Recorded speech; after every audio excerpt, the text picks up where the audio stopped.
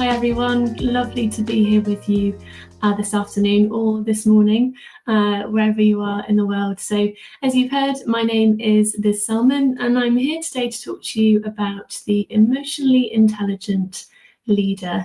If you haven't heard of the School of Life already, we are an organisation that supports people in developing more emotionally fulfilled lives.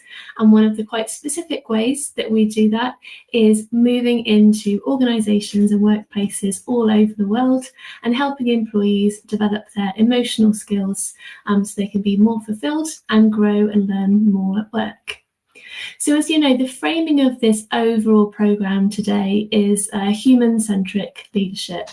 And this session specifically is, I guess, tied around the idea that one human that we definitely shouldn't forget about is ourselves as leaders. And to lead effectively, we really need to start with ourselves, understanding what we're here to do as leaders and how our actions and behaviours impact others and how we can really lead from a place of authenticity.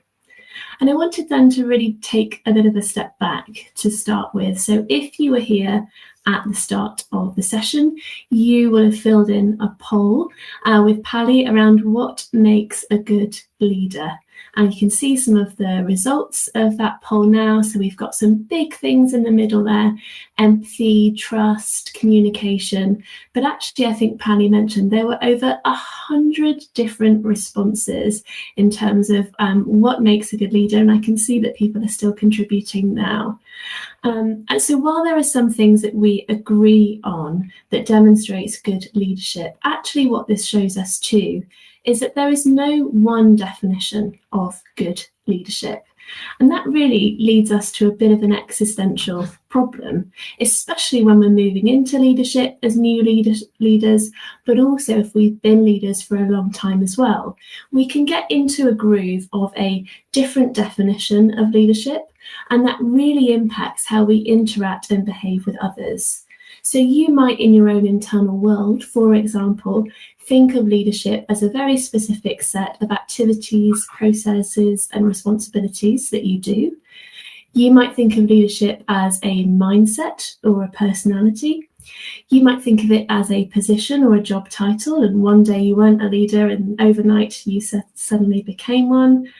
Or you might think of yourself, for example, as part of a leadership team, so leading with others rather than leading individually. Or you might think of leadership as a specific set of intellectual or technical skills, and you might have a view around how developed those skills are for you at the moment. But regardless of sort of where you fall in this list, I think what it highlights is there are many different definitions of leadership, and leadership itself as a responsibility and what it means to us isn't necessarily clear. And one of the things that we can do as leaders when we lack a bit of a definition, an internal root for what we mean by being a good leader, is to look for examples and inspiration from others. So we might look to other leaders from our organisation, we might look to leaders from the world of business and beyond, or even arts and culture. And actually we might tell ourselves, well, if I can just be that person, I will be a good leader. So here is a classic example of that, and also a classic example of where that can really fall down.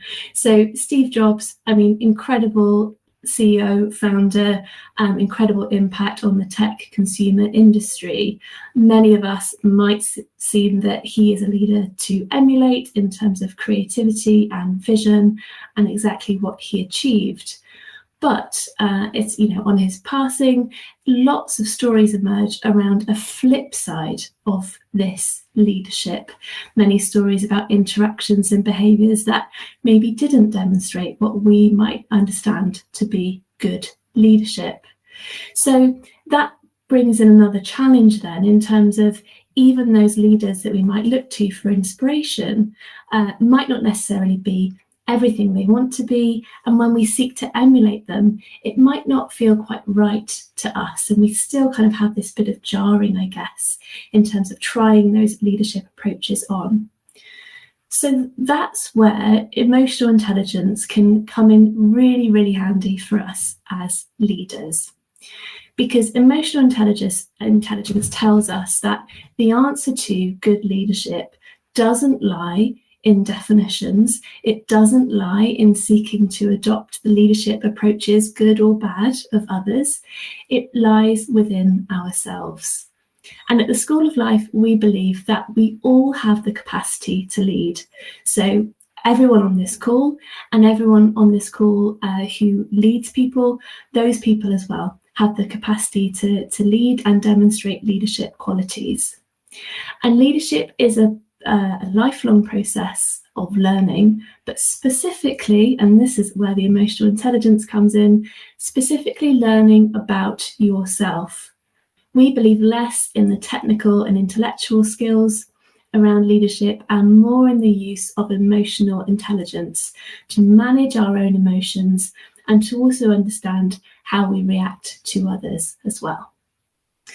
And of course, this isn't new. This is not a new thought or idea. We can go back to Socrates, the founding father of Western philosophy, who was able to sum up all of his philosophical counsel in this two-word phrase, know thyself. That was his one command and one direction. And when we do that as leaders, when we know ourselves a little better, starting with the human that is us, we can have a huge impact on those around us, and we can have a huge impact on our internal worlds as well. So we're going to look then at a couple of different ways that we can do that as leaders, and we're going to try a little bit of this together today. So obviously, as I've said, emotional intelligence is a lifelong journey. We're not always going to be sort of fully formed humans by the end of this session, but we will just try out and play with a couple of different tools and tactics and strategies, and almost looking at these three things: knowing our values, recognizing our strengths, and also reflecting on our blind spots as kind of modes of inquiry that we can take as leaders. Really importantly as well, if you do lead or manage others, these are exercises and perspectives that you can share with your team as well, to prompt them in getting to know themselves a bit better too. So we're going to start with our values. So why is connecting to our values important? Well, I guess as leaders, the very nature of our job is to be forced into situations of change and transformation and really be on the forefront of those types of challenges. So we will be in tumultuous times, we will be leading others in those tumultuous times. And we can think of our values then as really the anchor point in those times, amidst all of the uncertainty that we may face, whether it's a big scale or just a micro scale day to day. You can think of understanding and knowing your values as carving out that small sacred space within yourself. That is your anchor point. That is your root of certainty amidst everything going on around you. And you can see some values on screen here. Very important to say that there are no right or wrong values as a leader. And if you pick collaboration, well-being and transparency over three other different values on the screen, you will not be a better leader than others. All of the values are valuable in their very essence, but what matters is what they mean to you and how they show up in what you do. So connecting to these is really important. As well, your values will change over time. So if you feel like you already know your values, then have a little look at these and see if they might have changed or evolved. So I'm going to give you a chance now to have a look at these on screen and maybe pick your top 3 values in the poll that's coming up. There is an other category as well if one of your main values is not represented, and I'd like you to tell us what your top 3 values as a leader are, and we'll see if there's any key trends or if we're all a mix on the call. Okay, so we've got empathy coming up really strong. That was in the center of our word cloud. Transparency as well, fantastic. Authenticity is taken over, communication. So you can see here what I love about this is that, authenticity and communication, that doesn't mean that they are the answers. It means that these things are changing all the time as people respond with their 3 values. And it means that understanding our values as individuals is often much more important than that sort of collective response. So really interesting to see those come through. It looks like communication has just about tipped it. But yeah, fascinating. And do keep thinking about those values as well, because it can be difficult to be put on the spot a little bit, but keep having a think. So the next one we are going to look at is our strengths. So one of the other challenges of leadership and leadership in the modern workplace is that our routes into leadership are much more varied than they were, say, 5 or 10 years ago. And that's a classic term of the sort of squiggly career, those squiggly routes into leadership. You might have come into leadership more traditionally from years of management in that sense, or you might have been promoted to leadership because of your subject matter expertise or other things that you're doing in your organisation. And because of that, it's actually much easier to lose sight of our strengths along the way in that leadership transition. And as you can see here, what we want to be doing is really recognising the things that we are good at. What do we really bring to the table as leaders? Most critically, also the things that we enjoy. So that's the bit that we often lose sight of more than anything else, because we focus on our strengths, but we don't pay as much attention to the things that really get us out of bed in the morning, that sort of light us up and really energize us. And we can actually have strengths that really drain us as well. Now, we know that we're not in a situation where we can do 100% of the top left box all of the time, but when we take the opportunity to reflect as leaders in what that top left box might be, we can start to craft our roles slightly differently. We can start to bring some of those things in more day to day. And importantly as well, we can look to delegate responsibilities to people who do enjoy those things or who do feel stronger in those areas, whether it's the people that we manage or the leadership peers around us. So I'm going to ask you to have a think about this now. Your top left box might be technical skills, intellectual, emotional perspectives. Don't feel confined to kind of any one specific aspect of your role. But I'd really like to think about what are your strengths? So what do you bring to the table? And which of those do you really enjoy? So you've got a bit of an open-ended poll now, and I'd like you to complete this sentence. As a leader, I excel in my strengths of what? Okay, some early answers. Problem solving, really use this to focus on what do you bring as a leader, and how does it feel to have that kind of clarified and written down and to share that with us. Being approachable, technical skills, absolutely, technical skills still very important, of course. Respect and empathy, or connecting the dots, Brennan, I like that one. Fostering culture, problem solving again, listening. Excellent. So again, we're seeing here like how many different types of talented, incredible leaders do we have on the call? How many things are we bringing to the table? And when we know and connect with that a little bit better, we can be so much more effective and I think more joyful in what we do as leaders day to day, which is often missed. So thank you so much for your responses. I can see they're still coming in. That's fantastic. So our last piece that we're going to look at just briefly is acknowledging our blind spots. So really important, I think, to recognise first and foremost that our blind spots are different to our weaknesses. I'll give you a personal example. I know that a weakness of mine is that I am terrible at Excel spreadsheets. I always will be, and I will need significant intervention and support when working with that technology. But when I think about my blind spots, it's actually those things that are sort of bubbling underneath the surface that maybe others spot about me that I don't quite recognize about myself. And they might kind of get in the way of things. So actually, one of my blind spots I've sort of noticed over the years and with lots of reflection and introspection is on the very top of this list. I am always really tempted as a leader to go it alone. I've thought about where that comes from. I like the idea of getting things done. I think I like an element of control and perfectionism in that.